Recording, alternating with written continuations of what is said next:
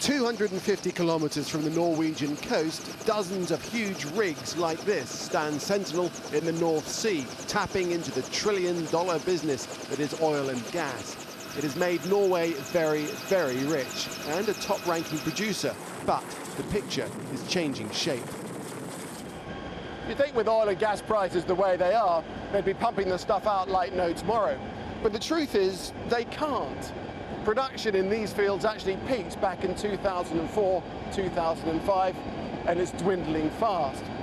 Output on this particular gas plant will actually halve over the course of the next year.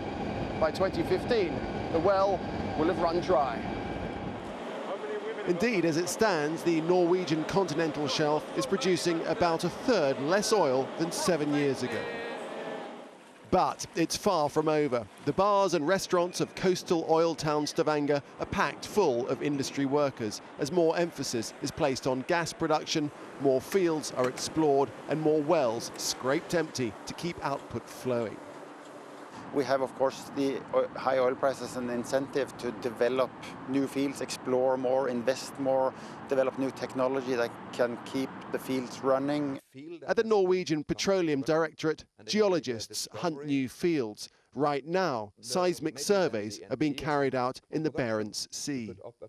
We foresee a production for at least 50 years, but it could be 100 also, depending on how much we find and how fast it will be produced.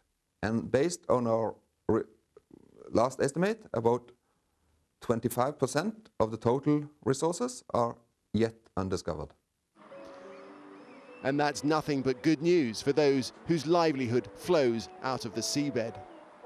Right now, everybody are busy. Every company are looking for people, and it's been a boom for the past, I would say, 3 to 4 years. From shipping to canning, the city of Stavanger has seen big-scale industries come and go. They're determined not to let it happen again, looking ahead to the day when fossil fuels do eventually run out.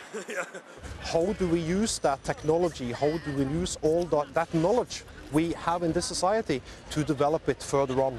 We have already plans for big offshore windmill parks that can use the exact same grid as the oil industry is using today. And this is very interesting.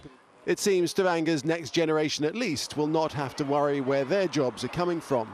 And there's another thing. There is apparently nearly 100 times more coal under the North Sea than there ever was oil and gas. They haven't quite worked out how to get at it yet, but if there's a market, you can be sure they'll find a way. Nick Clark, Al Jazeera, Norway.